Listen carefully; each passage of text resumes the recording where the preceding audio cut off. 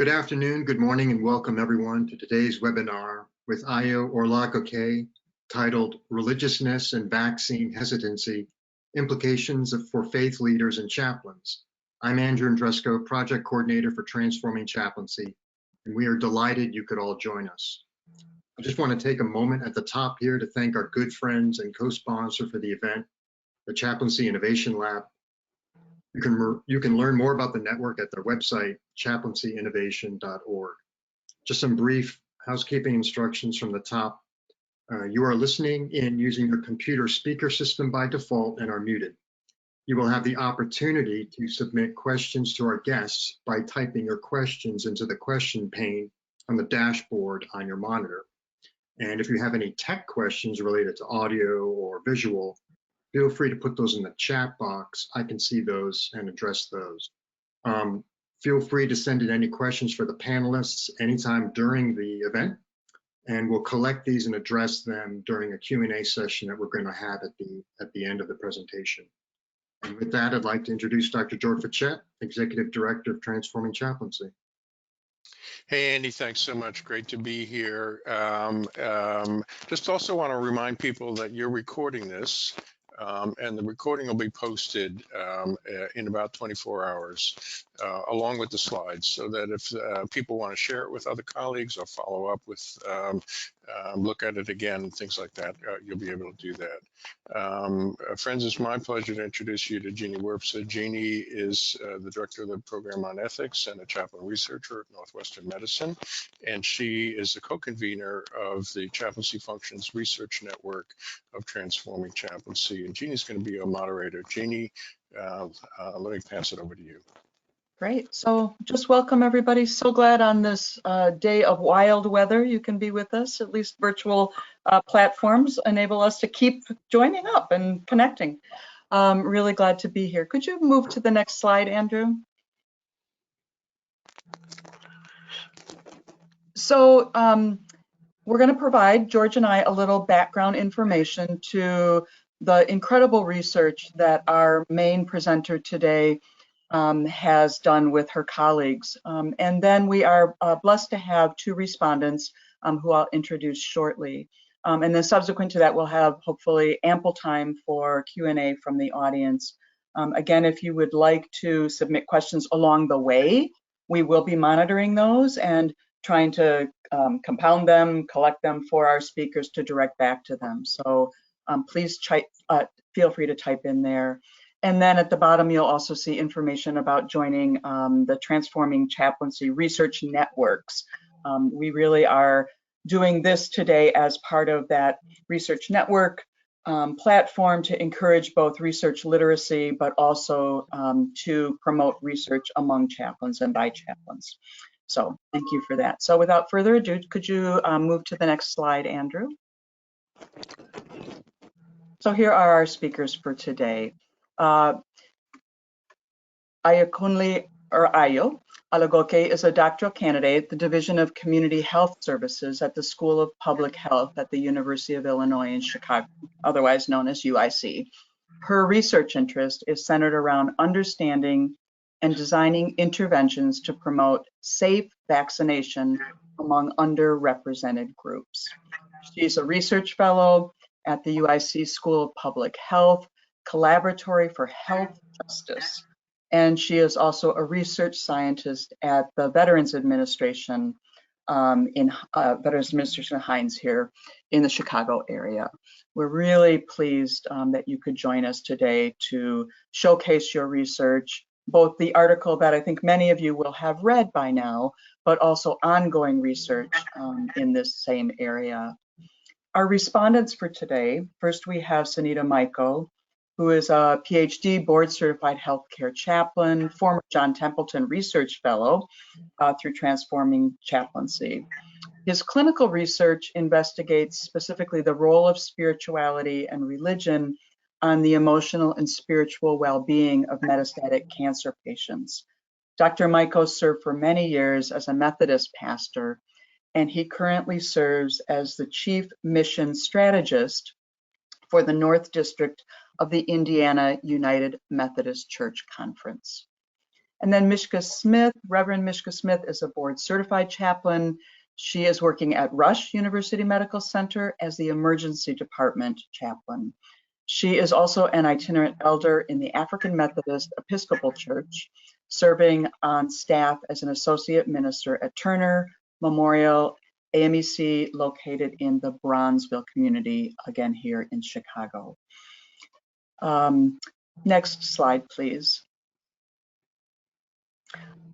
I want our participants to be aware that, and those who are tuning in, that our webinar today focuses on a very specific area of the COVID pandemic. And as most of us are aware, through multiple news sources and our own experience, the toll that this pandemic has taken on our communities, especially the elderly and those already suffering under the weight of socioeconomic and health inequities, is incredible. So we want to acknowledge at the outset of this webinar that there are multiple factors impacting who is willing to receive the COVID-19 vaccine and how it's actually been distributed. Just think about it for a second, and you've all heard this, read it. There's so many concrete barriers to getting the vaccine, right? You've got to have computer to internet access to schedule, transportation. If you get one of those rare slots out in Timbuktu, right? How are you going to get there? You need some established relationship with a healthcare provider who's going to reach out to you and even offer you a vaccine. You need time and, of course, physical ability to even stand in line once you get to wherever you're going. The allocation decisions made by federal, state, local, and individual healthcare institutions also impact access, right? So where are these sites set up? What language is information provided in? Who gets prioritized? So for example, just think about for a moment the question, when we think about healthcare workers who were prioritized in the 1A slot, did that actually in all places include environmental services, transporters, unit secretaries, food service, in addition to physicians and nurses? Who gets paid time off maybe to get the vaccine? And then of course, another layer that we are all so aware of these days is the historic distrust of government sponsored or kind of promoted by vaccine campaigns that were carried out without people's consent, again, that disproportionately affected communities of color, misinformation, and of course, mixed messages from at least our former leaders, right? So if you're already uncertain and hesitant about taking the vaccine for some of the reasons we'll look at today, then you meet all these other barriers, right? Wow, it just is a mess. And so I want us to, just for a second, look at the slides right here that I posted, just recent graphs that show the ways in which the vaccination campaign to date has actually played itself out. And you can see on the graph in the upper left-hand corner, those most affected by the COVID pandemic have been the least likely to get the vaccine to date, and those least impacted in terms of mortality rates at least have had the most access. And then just again, in terms of racial differences, the access by Blacks and whites. And some of that may be explained today, or we can at least explore it in terms of religious beliefs. But again, I just want to acknowledge from the outset that this is a very complex picture that we're looking at. And I appreciate that we're going to get to zoom in, as it were, on the religious beliefs, religiosity for our time together. But let us not forget all of the complexity, the context in which we work. I am pleased to hand the platform over for a moment to George, who's going to locate Ayo's research among other research that's been conducted on religiosity, beliefs, and healthcare behaviors. So George, our expert in this area, will help show us where Ayo's work fits into that larger research body of literature. Yeah, thanks, Jeannie. I just want to take a couple of minutes to say that there's a long history of research about religion variously measured and the relationship between religion and health behavior, particularly among healthy people. The kind of big picture is that in general, more religiously involved people do have better health behavior, but there are some important wrinkles in that story. So here are 3 different studies that highlight 3 different kinds of religious beliefs, and just to kind of give you some sense of this, about 20 years ago, there was a large study that was actually conducted in North Carolina. It's the first row on that graph, that table, of kind of phone survey of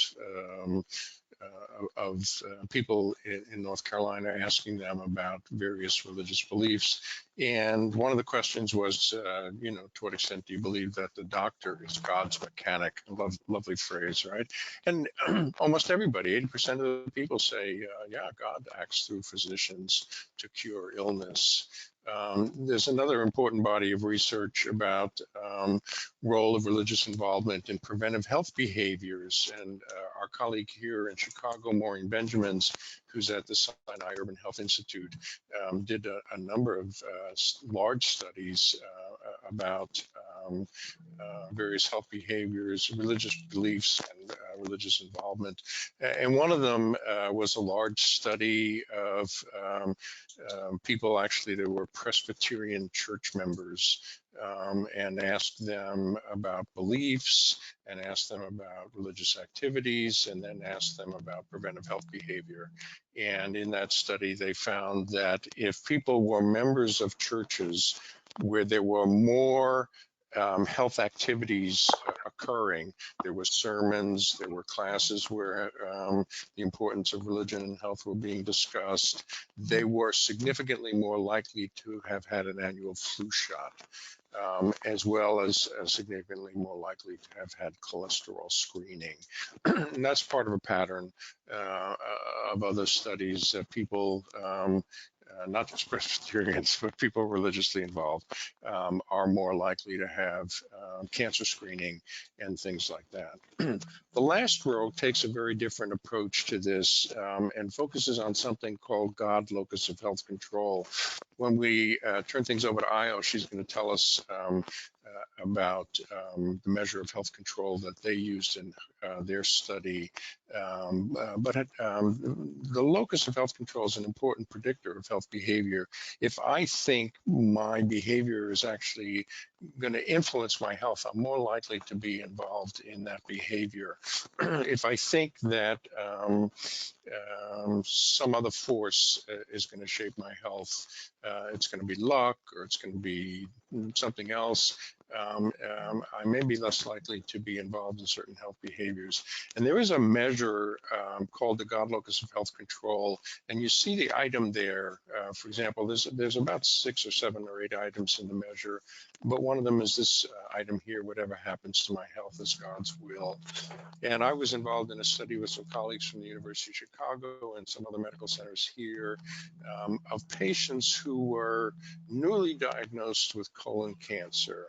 And one of the questions we were asking is whether or not the God Locus of Health Control was a predictor of how advanced the cancer was when it was diagnosed. And what we found was that people who had higher scores on God Locus of Health Control were more likely to actually have a stage 3 or stage 4 cancer at the time of diagnosis compared to patients with lower scores on God Locus of Health Control.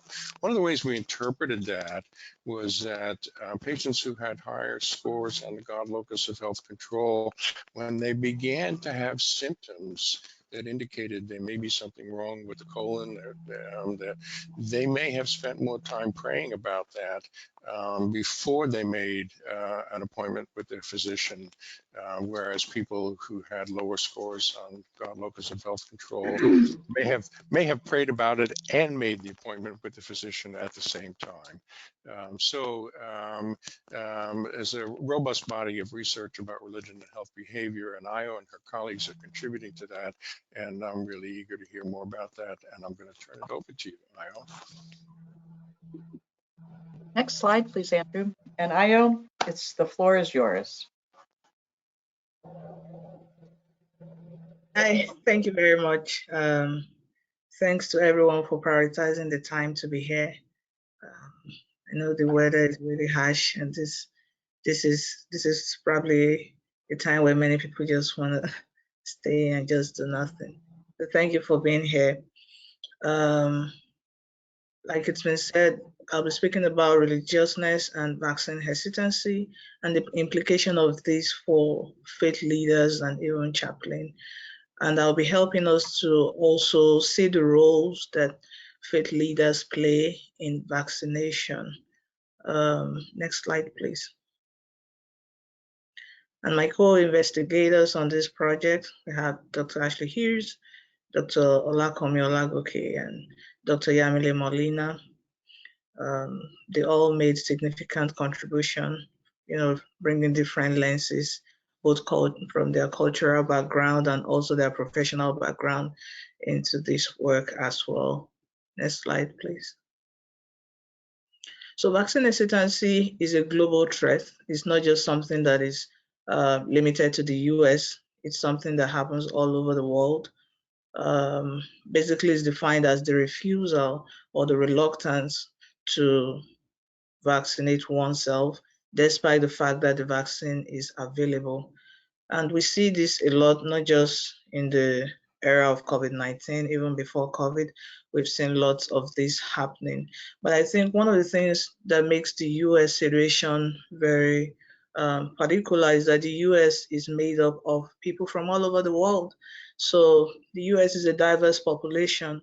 So if this is a global threat, then the US is definitely at the center of this and what is happening.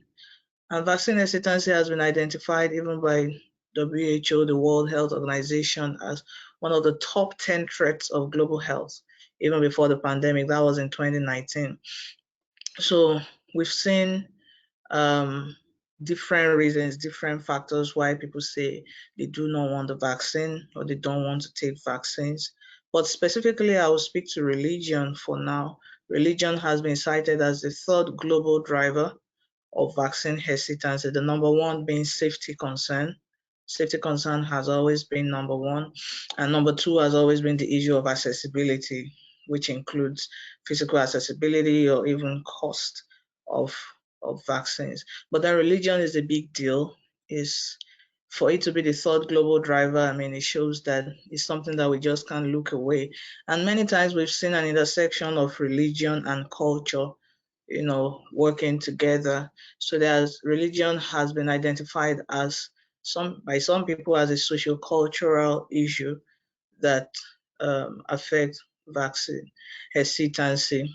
Some of the previous health areas where we've seen religion play a big role are things like flu shot, measles, cancer screening, just like it was mentioned, HPV, breast and cervical cancer screening. We've seen religion play a great role in this. For example, in the area of HPV, there is a particular religious sect that believes that the composition or some of the composition of the vaccine is like a taboo to their religion, which is the pork gelatin. And because that particular religion do not encourage their members to eat pork gelatin, which happens to be a composition of HPV vaccine, so they discourage their members from taking it. So even in identifying religion as a factor, there are also different aspects of religion that could affect people's decision. Like it's been mentioned, locus of control could be a reason. Composition of the vaccine could be a reason. The process of the mechanism of action of the vaccine. Also in HPV studies, we've seen people have a little bit of hesitancy in allowing their children to take the vaccine because according to their religion, children are not expected to even have to be exposed to sexual intercourse before marriage. So if you're giving a child an HPV vaccine, another religious belief is that means you're encouraging the child. So even in religiosity being a driver, there are also different, religiosity is very complex. So there are also different aspects of it that could drive vaccine hesitancy. Next slide, please. Okay, so we've listed flu shot, measles, and cancer and all, but then probably one of the most recent ones now is COVID-19.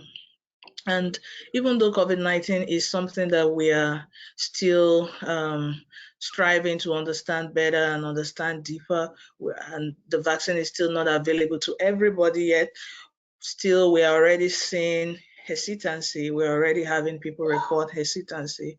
Based on the work that I do at the Collaboratory for Health Justice, which I will be sharing some of our findings here as well. We work closely with communities in Chicago to identify, even though we do not have the vaccine available to them yet, but we are taking this leap to start identifying concerns that are being raised by community members, that we know that when the vaccine is made available, then we may have to start facing some of these concerns. And even though COVID-19 is regarded as a novel infection right now, we're already having hesitation.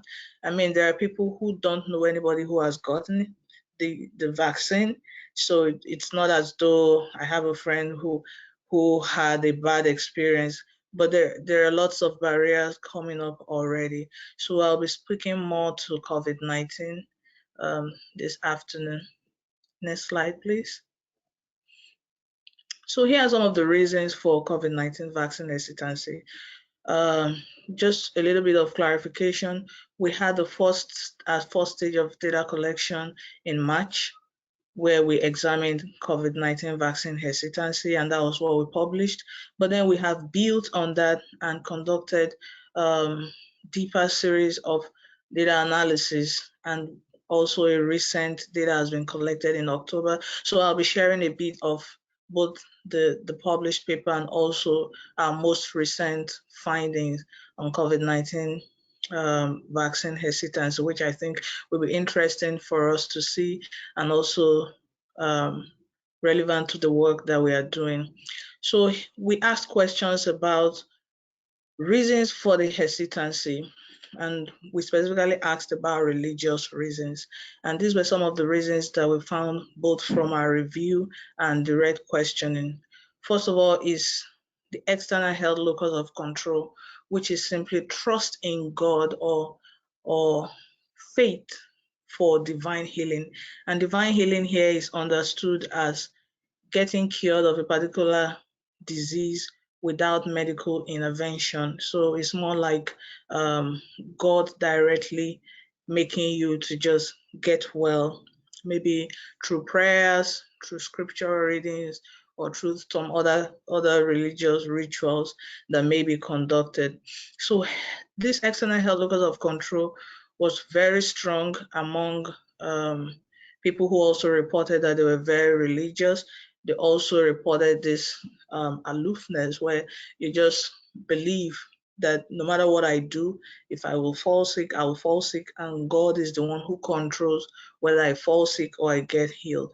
We also have reasons like vaccine composition. Like I said, even though the Pfizer and Moderna companies have come out several times to clarify that their vaccine does not have pork gelatin, we still see a large group of people who still believe that probably it does. And we also have more of this in developing countries, where people believe that first of all, there is information divide, so they don't even know maybe this current vaccine has pork gelatin or not. So people just think all vaccines have pork gelatin. Also, people believe that this is one of the ways of preserving vaccines. So how do you tell me there is no pork gelatin? And also there's an intersection of this with trust as well. And I'll get to that in a bit. There has also been myths, misinformation, just people going out there and pushing falsehood that have no scientific evidence. And one of them is that the COVID-19 vaccine is a Western plot to sterilize Muslim women. So we've had people who are advocating that it's something against Islam and it should not be encouraged among the religious group. We've also heard reasons like is a way of pushing for the sign of the Antichrist into people, which is the mark of 666. And then when they give you the vaccine, they put a mark into you, and all those kind of myths that have no scientific merit. So these are some of the things that has been pushed around, even in the religious community, that it may be helpful for us to note. And we also got some general reasons for hesitancy. Top on that list, every time we take the survey, because at the Collaboratory for Health Justice, we collect survey almost monthly on this. Our most recent survey was administered in January this year. So it was pretty recent, last month, and we had vaccine safety as one of the greatest concerns. People just wanted to know, how safe is this vaccine? What are the side effects? Is it safe for people with comorbidity? Is it safe for people who have this chronic health condition? Is it safe for people who are diabetic, people who are at this certain age, people who are pregnant, lactating mothers? People just mainly wanted to know about the safety. So there has been concerns around safety. There's also been concerns around the effectiveness. So people want to know, if I take one shot, am I fine, or do I have to take the two? Okay, if I take the two, how long will the protection last for? Is it for a lifetime? Do I have to come back after 6 months to take another shot? How effective is it? Is it that I can still get infected, but it won't be severe, similar to the flu shot? So we've had lots of questions about the effectiveness. And the unfortunate thing is that we really cannot answer all of these questions because the vaccine has not been tested for such a long time. So these are some of the things that have made people think, if you can't guarantee me or give me a guarantee that all these things are in place, why should I take it? I mean, if I have to take the vaccine and I still have to keep doing the whole mask and social distance because you don't know if I can still be infected. So we've had some pushback in that area. Also, people have been asking about the vaccine development process. And I think this is interesting because you will think that people are not interested in science, but people want the scientific information to be passed across in a simplified way, so that you don't just say, oh, we had clinical trial. People are asking questions like, what is clinical trial? What is phase 1? What is phase 2? Help us to understand this so that we can trust the process more. So there have been questions about the speed.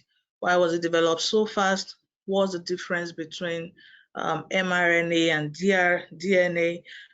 Does the mRNA get into my genetic composition? Does it affect anything about my gene? Does it alter my gene? Is there a form of mutation going on? So people want to understand this in a simplified way without the scientific grammar and the big grammar. And another concern we are seeing among the minority communities, especially racial groups, are things like historical mistrust. So people are asking, why should we trust the government now if they failed us in the past? Based on some of the ethical mistrust that has occurred in those communities. And you really can't blame people for their thoughts or perception based on the things that they've experienced. So people are asking, why should we trust again? Why should we believe that this vaccine is not just against a particular group to harm them or to cause them to stop multiplying or things like that? So a lot of misinformation has taken time to ride on that and just try to control people's mind. So there have also been questions about accessibility. How do I get it? Will it be free? government policies? Will it be mandatory? Will I get a card after receiving it? Will this card be necessary for me to get a job or to travel? So, but in terms of hierarchy, safety concern, effectiveness, and certainty about the vaccine development has been top on the list. Next slide, please. So our recent study on religiosity, which we conducted in collected the data from September to October 2020. One of the things that we did, which was different from what we did in March, was that in March, we just had a religiosity measure where we looked at the gross impact of religiosity on vaccination. But then we began to ask ourselves the questions that religiosity is very complex. What domain of religiosity, what aspect of religiosity actually influences or had the greatest influence on COVID-19 vaccination? So we used this particular measure from Koenig, where he created 3 domains of religiosity. And this has been used in over 100 epidemiological studies, pretty reliable, with high psychometric characteristic properties. And he was able to have 3 domains of religiosity: organizational religiosity, which is the one that deals with participating in public or group religious activities like attending services, group prayers, fellowships, both online and in person. So we looked at both online and in person. The original measure does not have a place for in person, for online, but because of the nature of COVID, and we know that most people have been attending these services online, we looked at both. And then we have non-organizational religiosity. These are activities that are self-directed, where a person, without the influence of any other leader or anything, on their own begin to interpret, practice religious rituals, probably in their homes, or just independent of any other influence. And then the intrinsic religiosity. This is when a person's perception about non-religious issues like health, like vaccination, is being shaped based on their interpretation and understanding of their own religiosity. Next slide, please. So we looked at all of these and how they actually are associated with COVID-19 vaccination to understand which of them probably is the strongest predictor of COVID-19 vaccination. So we collected data from Christians and Muslims. It was a cross-sectional data, and we used online recruitment. And our major outcome variable was COVID-19 vaccination intention. And then we had these 3 domains of religiosity as our independent variable. Next slide, please. And here are some of our major findings. We had mean age of 41.26 years. So we had mostly male, mostly white, mostly Christian. I'm sorry, that should be 5% Islam. Actually, 19 people were Muslims, which is 5%, not 19%. So we now, from our analysis, where we tested these associations, we realized that COVID-19 vaccination intention, high COVID-19 vaccination intention was associated with organizational religiosity. And what this means is that people who report that they practice organizational religiosity, that is fellowshipping with others, group sessions, or going to religious services either in person or online, also report higher vaccination intention. So they are saying that probably they are more likely to get vaccinated. Whereas we reported the reverse case among those who practice non-organizational and intrinsic, though not significant. But we found a negative association, meaning that those who practice the non-organizational aspect, the personalized aspect, are also reporting lower intention to get vaccinated. And one of the things about these domains of religiosity is that a person can be high on one and low on the other. So I may be high on group sessions and going to services and participating with groups, and I may be low on my personal fellowship and things like that, and I may be high on that and low on the other. So that's the beauty of disentangling this whole religiosity domain, helping us to see which one is actually driving vaccination and what direction. We also reported in March that external health locus of control mediated 41% of the effect of religiosity on intention to vaccinate, meaning that, next slide please, I think we have a picture of that. So we found out that those who report high religiosity, and this was before we disentangled the religiosity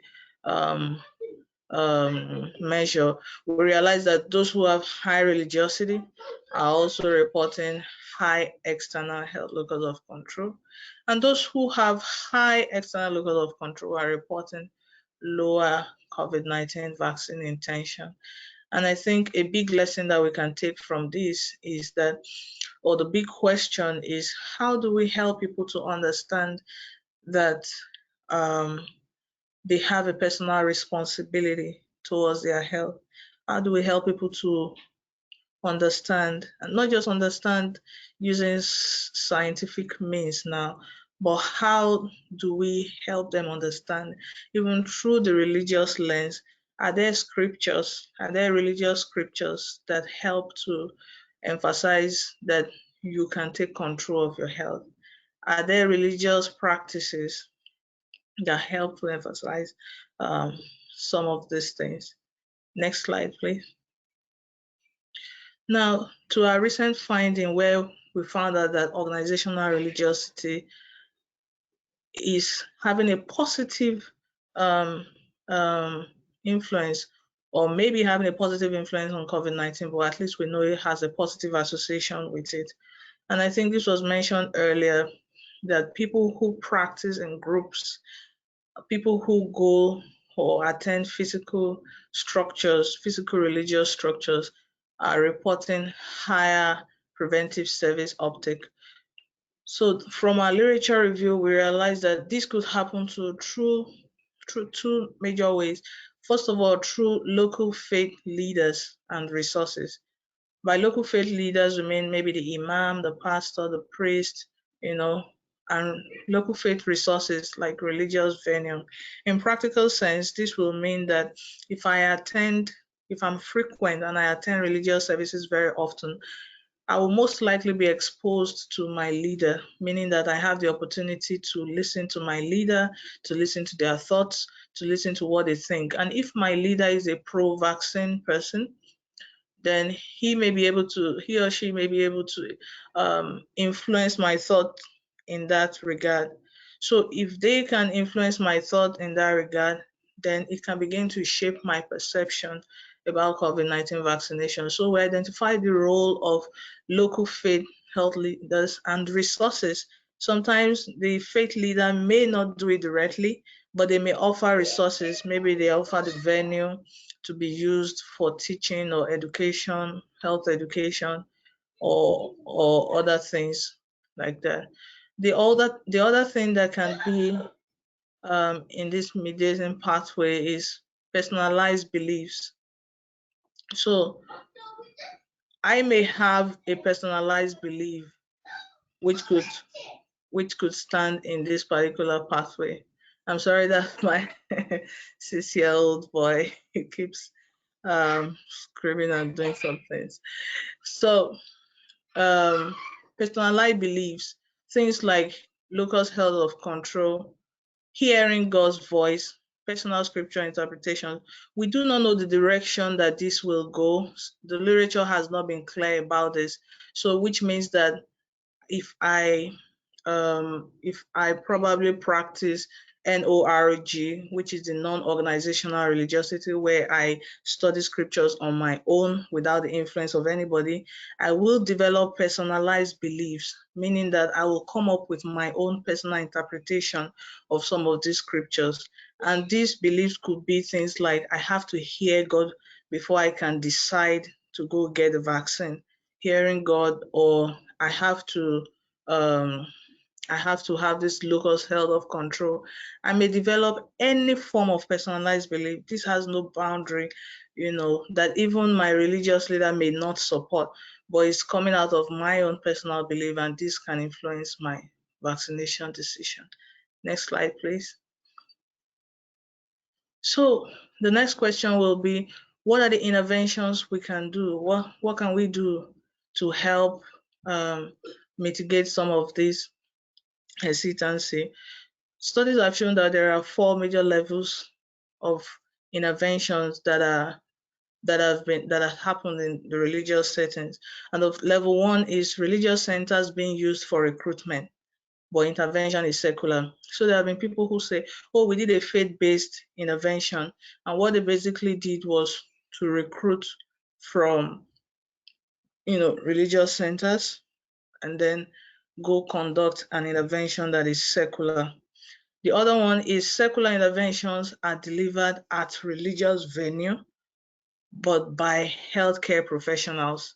And this has happened, a lot, where the leader could offer that the venue be used for health education, and then they bring healthcare professionals and experts to conduct the education.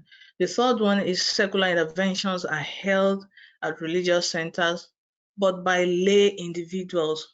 So there are people in the religious community who may be able to deliver those messages. Sometimes it could be through storytelling, where they share their experience. Maybe they've lost people because those people refuse the vaccine.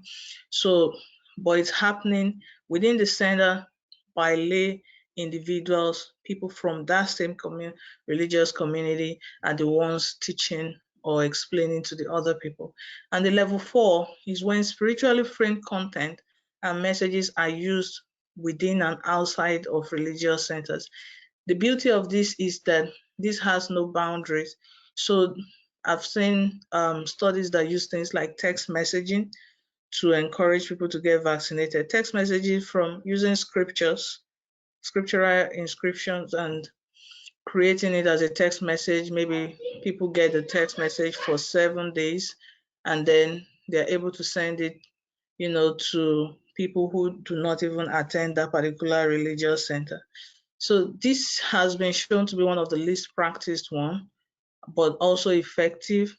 But also there have been a lot of studies that show that you can't just use one of these levels. We need to combine, 3, 4, 1, 2, 3, or 1, 2, 4, things like that.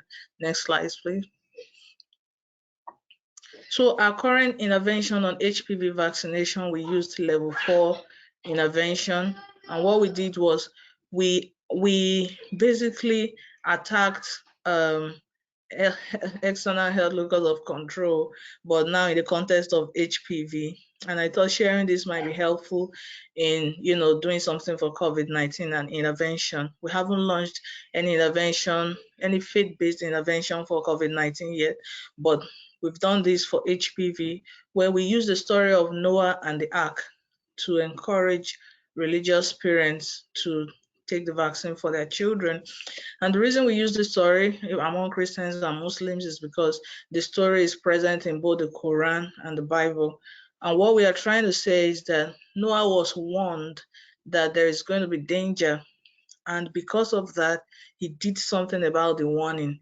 He didn't say, oh, God told me there'll be danger, that a flood is coming. I don't have to do anything. If he wants the flood to sweep me away, to sweep me away. If he wants it to not sweep me away, Noah didn't do that. Noah built an ark. So our message was that as parents, and Noah built an ark and brought his children into the ark. So the message was marked to show that the flood is the virus, the ark is like the vaccine. Now that you have been warned that this virus is deadly, you could do this, what will you do about it? Noah brought his family into the ark. What will you do about it for yourself and for your loved one? And that's like the summary of the message.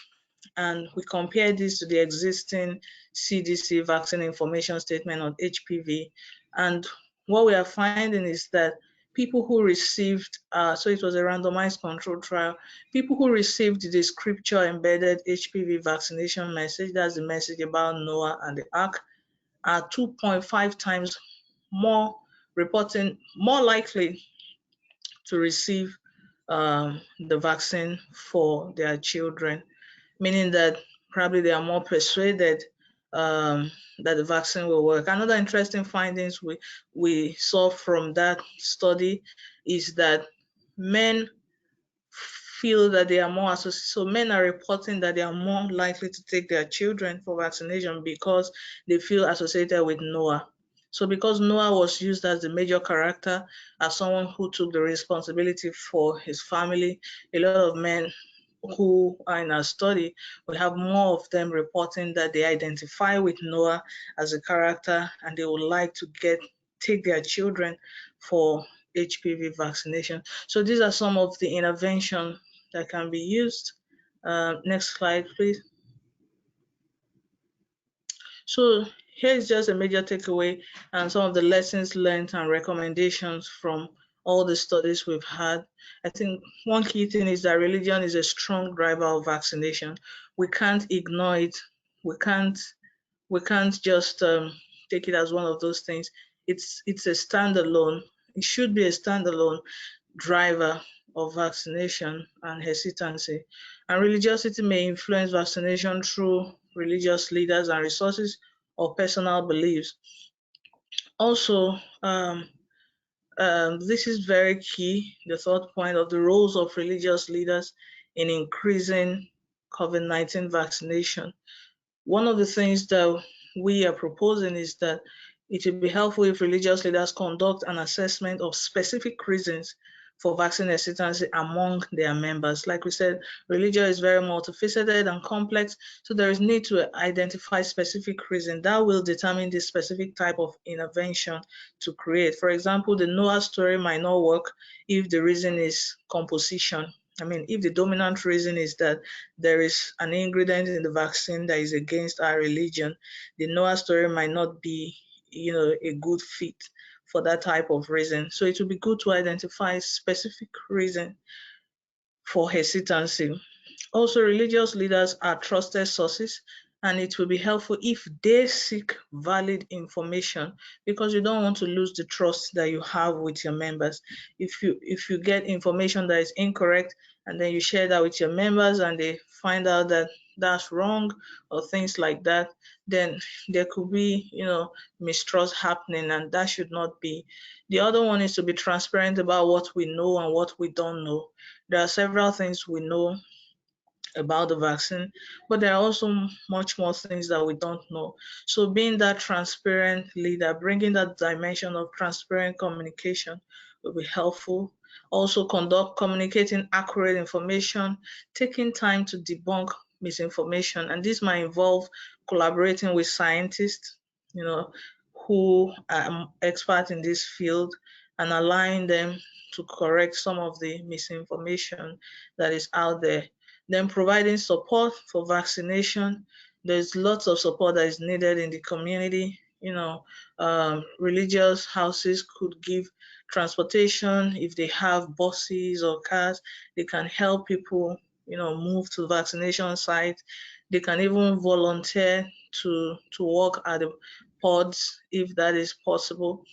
And also advocating for inclusion in policymaking and vaccine development. When we published our paper in March, one of the recommendations we made is that now is the time, because at that time the vaccine had not even been approved, and we said now is the time to include religious leaders. Don't wait till when the vaccine is approved and then they don't know about the history and then you bring them on board and you tell them, go tell your people this thing is good. No, they should be involved in the development process. They should be able to question the process. They should be involved in the creation of the vaccine, the policies, and all of that. and it's not too late to do that. So I think religious leaders, it may be helpful if they advocate for inclusion in all of these stages. This will help them to be able to, at UIC, we had people who were very much involved, though they are researchers, who are very much involved in the clinical trials that happened even before the endorsement. They participated actively in the clinical trials, and religious leaders can do that as well. There are still some trials going on for more vaccines. They can ask questions. Why are you including this group of people? There should be that space created for them to make these questions known, even in the development stage. And finally, there's a need to strengthen the message on personal responsibility, so that people don't just focus on and believe that there is an external factor that is controlling it all. So thank you for listening. I think that's all I have from here. Thank you very much. These references and slides will be available, so please follow up as you would like to. And now we'd like to hear from our two respondents, Reverend Michael and Reverend Smith. How about you begin, Reverend Michael? Thank you so much, Ayo, for presenting this powerful work that you have been doing. As a religious leader and someone who was a researcher and a chaplain, I stand in both worlds. And what this research tells is clearly the dynamics that we are dealing with, whereby science, the spirituality, sometimes they don't communicate or they don't see. They sometimes tend to conflict in the process, and politics, it does not help either, because political narrative can easily influence the religious beliefs that messes up the good work that you are sharing with us today. I agree that religious leaders, we have a responsibility of challenging the beliefs that we faith communities, but also promoting or challenging those that don't work well. So I think the more we collaborate with the healthcare system, the medical world, the researchers and the faith leaders engaged, will move a needle to the best outcomes that will improve vaccination intentions. Another thing I want to mention here, Ayo, is that we need more communication that is easy to be understood, religious or faith communities. Sometimes science speaks a language that is so foreign to the faith communities, and the faith communities also speak a language that is foreign to the healthcare systems. So that kind of medium of interpretation is needed. I think I'll give my colleague Miska to dig deeper into this. Thank you. Mishka.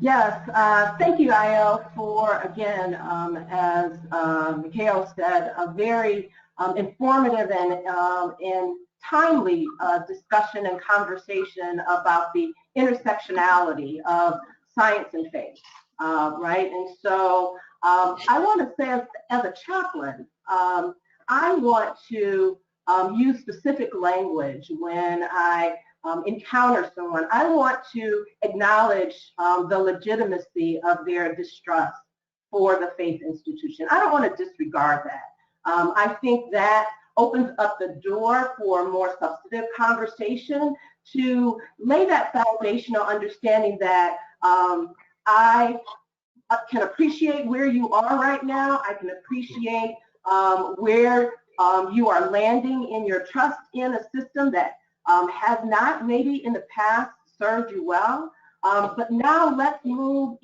further into your discernment process. And I'm specifically using some religious language of discerning process, especially for persons who have a higher religiosity level, and connecting with them with regards to that. I'm also wanting to find out, and you mentioned a lot of this in your research as well, of finding out how broad their support system is. Who are the trusted voices that they listen to? And where are they getting a lot of their information from? And being able to invite them to utilize other interventions. Maybe it's a pamphlet that has, as Mikhail says, very simplistic language that does not have a lot of the medical jargon in it, that talks about who has created the vaccine, who has endorsed the vaccine.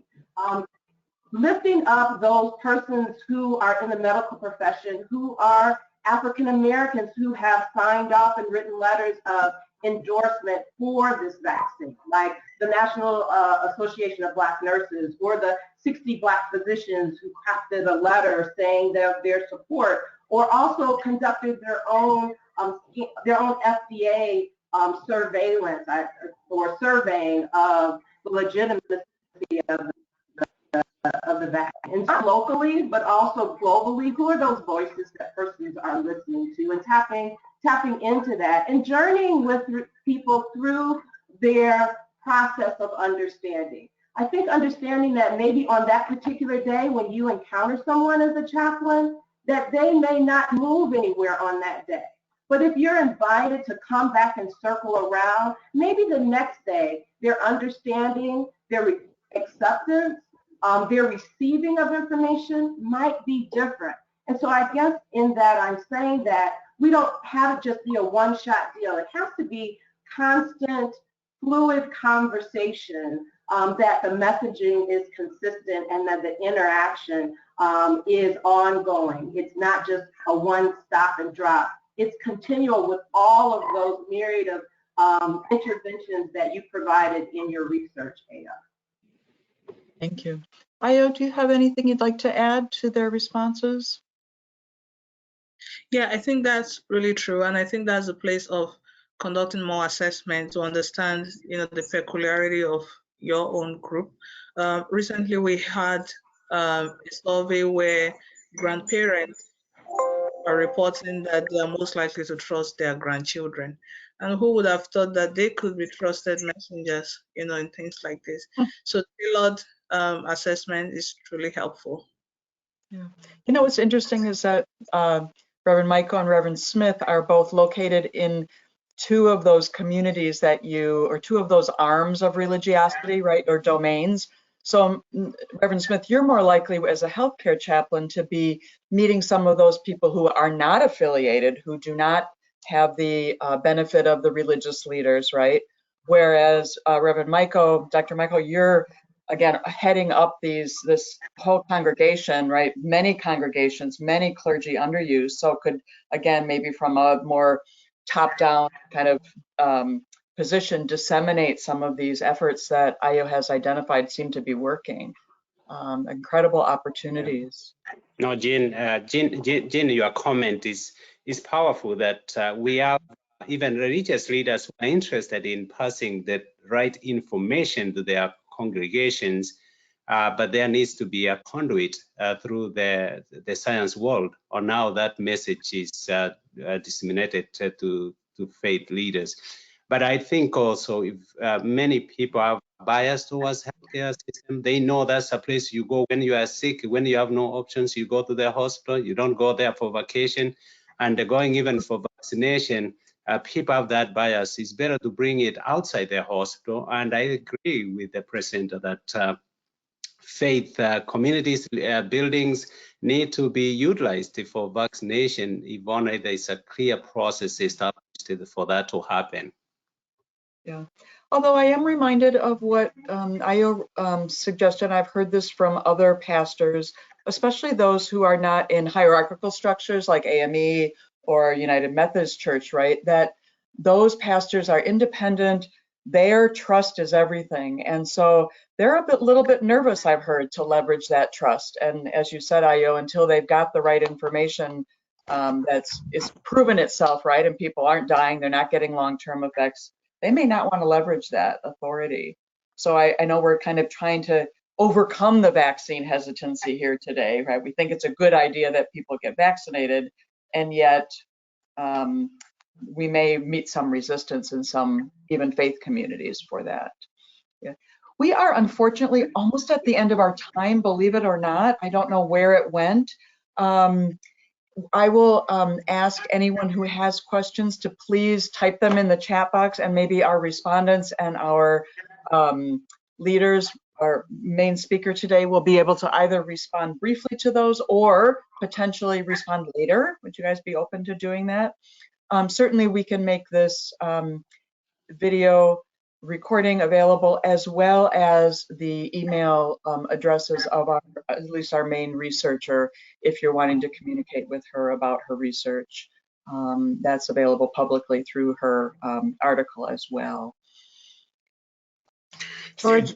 Yeah, Jeannie, just let me say, actually, in the question and answer box, there have been a number of people who've expressed appreciation for the session, and expressed appreciation for your good work. And I have to say, I'm really delighted to meet you and hear about your work, to know that people at the School of Public Health who are researching issues around public health are including religion and spirituality. I mean, it's just wonderful to have hear about that, to meet you, to know that this is going on, because you know, as you made very clear, for many people, religion and spiritual issues and religious and spiritual communities and leaders can be important in kind of helping shape health behavior and vaccine behavior. So thanks so much for your good work. And Jeannie, Mishka, Sunita, thanks again. That's great. Welcome. And next step, certainly sign up for our networks and join us for the next webinar that will be offered. What happened to chaplains during this perspective internationally on a global level? So looking forward to that and to seeing you all again. Thank you very, very much. Blessings. Stay safe out there, both with the snow and with your pandemic, with this pandemic. Be well. And thank you, Ayo. Really, really appreciate your incredible research.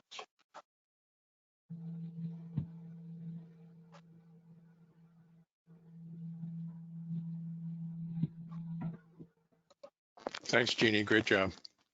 Thank you. You too. Yeah. We'll see you.